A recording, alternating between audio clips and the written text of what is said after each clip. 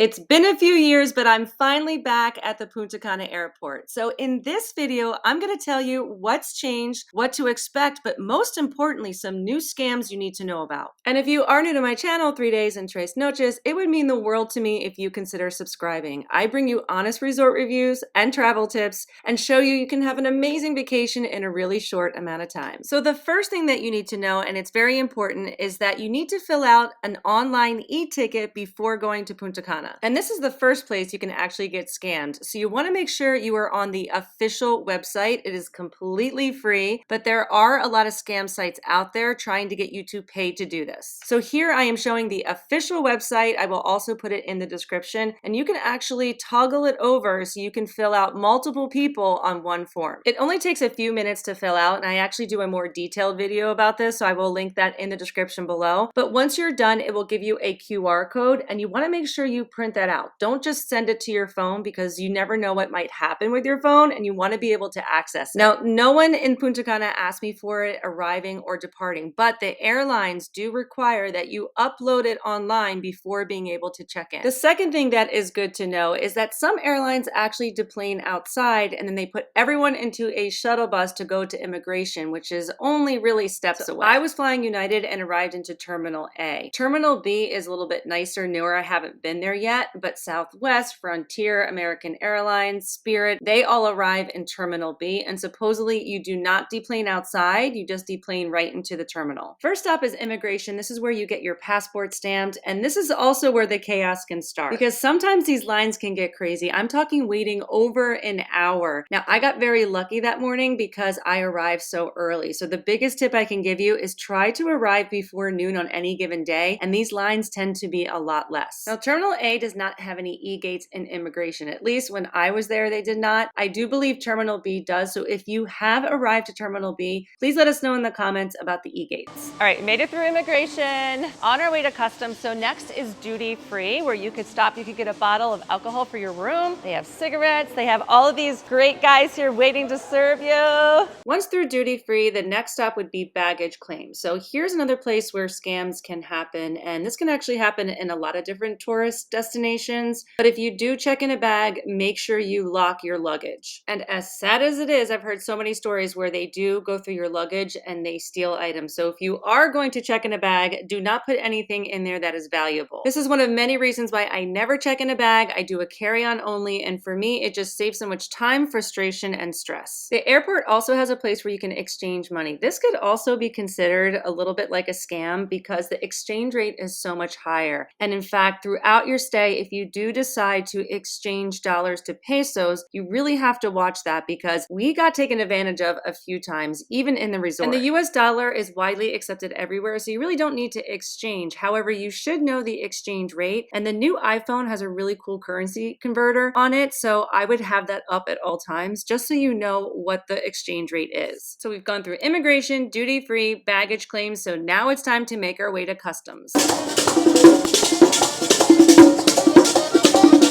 The live music welcoming is always a great way to start your vacation. And of course, I always give them a little tip. And right after that is this little bar where you could purchase drinks and beers. And just know that there's also a place right outside at the end of the airport, but be prepared to pay airport prices. So as you're walking to customs, something that is new is this little taxi kiosk stand. So they're really trying to promote those taxis. And I found it just unusual because most of the transportation options are not until after customs. But I do not recommend stopping or taking a taxi. So similar to Cancun, you can fall victim to a lot of scams in the taxis, and I always recommend setting up that private transportation before arriving. And I will talk more about that as well as which company I use after customs. Another place that you could stop on the way to customs is the little market. So a lot of people ask me about how to bring sunscreen if they're doing a carry-on only. So one option is obviously to do trial sizes on your carry-on, or when you get to the airport, you could buy full-size bottles. Now they are a little expensive. It's around $20 or $25 for a full-size bottle, but I still think it is worth it rather than having to deal with the hassle of a checked-in bag. And finally, we've made it to customs. Now they never let me record here, but it's very straightforward. You just put your luggage on some screening equipment and then you're on your way. Again, I got very lucky because there were no lines. And then you're on your way to find your transportation. And while you're doing that, you're gonna go through this area. In Cancun, we call it the Shark Tank, and it's very similar here as well. And this is where some scams can happen because this is where they're gonna try to sell you things, whether it's timeshares, excursions, and you can really get taken advantage of. So I always say, don't talk to anyone, just keep going and say no gracias.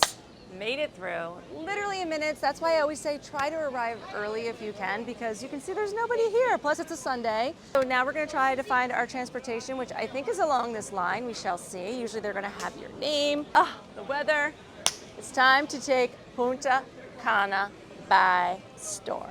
So let's talk about transportation at the Punta Cana Airport. As mentioned, I do not recommend taking a taxi or Uber or renting a car. I feel that private transportation, although it's the most costly, really is the most reliable and the safest. And I personally feel you cannot put a price tag on your safety. And I've been using Viator to book my transportation ahead of time for the Punta Cana Airport. And the link that I use has 5-star reviews and the badge of excellence. So I will put that link in the description below.